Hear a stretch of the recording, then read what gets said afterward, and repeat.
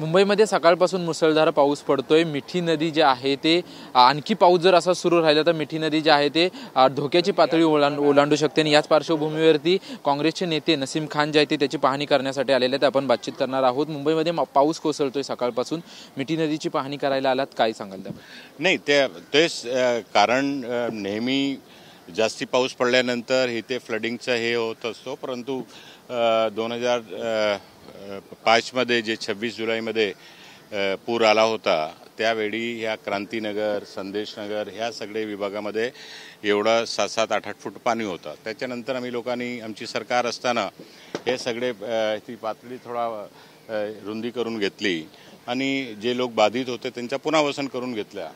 आणि आत्ता returning wall बांधल्यामुळे ते थोडा लोकांना एवढा त्रास दिसत नाही आहे।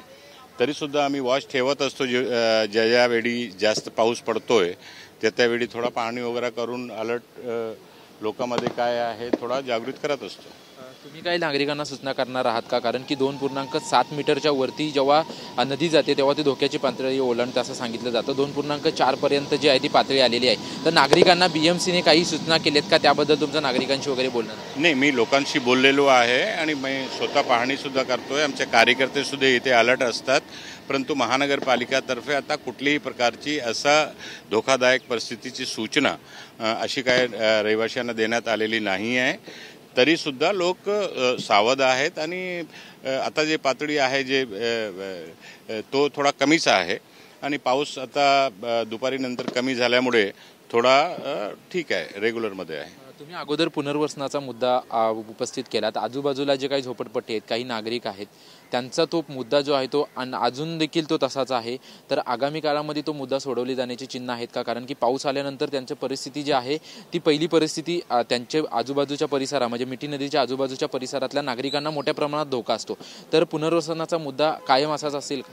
हे बघा, मिठी नदी जे पवईपासून आणि CSC रोडपर्यंत जे पातळी रुंदी करण्याचा जो विषय होता तो 2005 मध्ये आम्ही सगळे करून घेतलेला आहे। परंतु या जे विशेष बेलबजारच्या क्रांतीनगर आणि संदेशनगर या मिठी नदीला लागून जो विभाग आहे त्याच्यासाठी आणि एअरपोर्टची जागा, विमानपत्तनची जागा असल्यामुळे ह्या लोकांना परमनंट पुनर्वसन करण्याचा निर्णय 2007-8 मध्ये आम्ही घेतला होता आणि त्यांच्यासाठी 12,000 घरं HDIL मध्ये बनवून ठेवलं आहे। परंतु ही सरकार 2014 नंतर बदलल्यामुळे आणि ही नवीन सरकार आल्यानंतर आजपर्यंत वारंवार आम्ही हीच मागणी केलेली आहे की इथे राहणारे लोकांचा जो सर्वे 2007-8 मध्ये झालेला आहे त्याप्रमाणे 100% लोक ह्याच्यामध्ये पात्र आहे आणि त्यांच्या आधारावर सर्वांचा पुनर्वसन झाला पाहिजे HDIL कमानी कुर्लामध्ये। परंतु दुर्दैव आहे की ही सरकार संवेदनशील नाही, गंभीरपूर्वक निर्णय घेत नाही आहे आणि ती जी 12,000 घरं मी बांधून ठेवला होता ते वेगवेगळ्या प्रकल्पाच्या बाहेरच्या लोकांचा पुनर्वसन तिथे करतायत। आणि आतासुद्धा आम्हाला माहिती मिळालेली आहे की अडाणीला सुद्धा 6,000 घर देण्याचा प्रस्ताव ठेवलेला आहे। आता विषय हा निर्माण झालेला आहे रहिवाशांच्या समोर की ज्या रहिवाशांसाठी त्यांच्या राहता घराच्या जवळपास त्यांचा घर हक्काचा मिळावा म्हणून हा संकल्प घेऊन आमची सरकारने, आम्ही सर्वांनी प्रयत्न करून HDIL मध्ये 12,000 घरं बांधून घेतलं।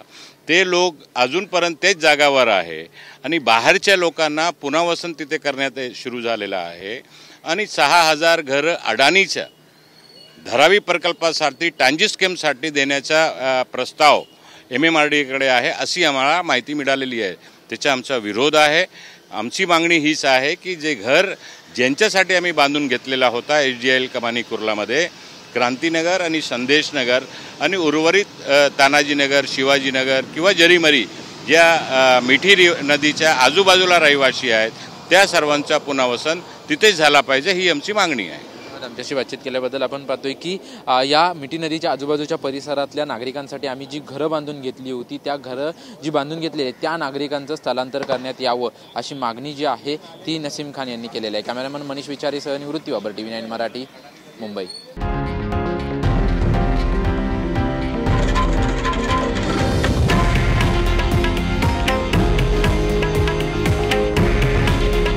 हे आहे देशातील नंबर 1 न्यूज नेटवर्क आणि आपण पाहत आहात TV9 मराठी। काळजी तुमची, हित महाराष्ट्राचं।